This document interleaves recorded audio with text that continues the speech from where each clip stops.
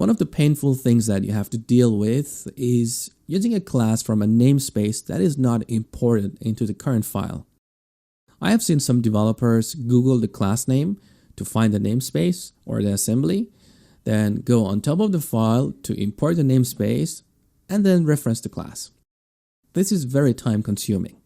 So let me show you how we can quickly use a class from a namespace that is not imported into the current file.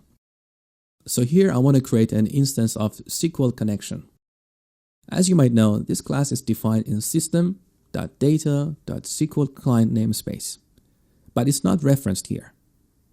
With ReSharper, we can press Ctrl and a space to activate autocompletion, as you learned previously, and now start typing the name of the class. See, ReSharper knows that this class is defined in system.data.SQL client, so if you press the tab here, it automatically imports this namespace for us.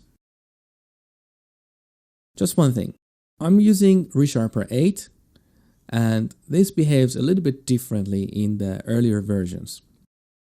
In earlier versions, you will have to use Ctrl, Shift, and space instead of just Ctrl and space.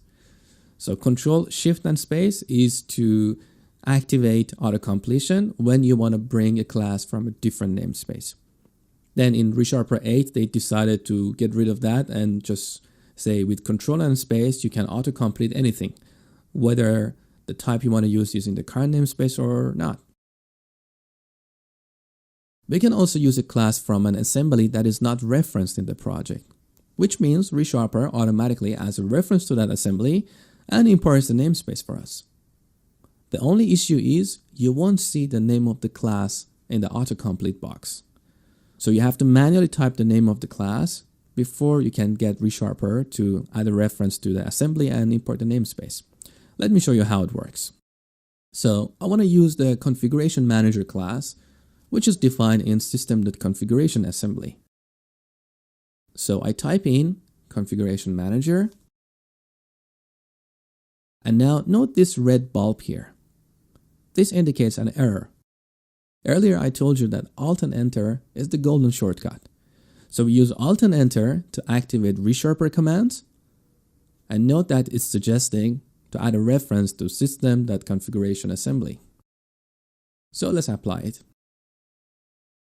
There you go, the namespace is now imported.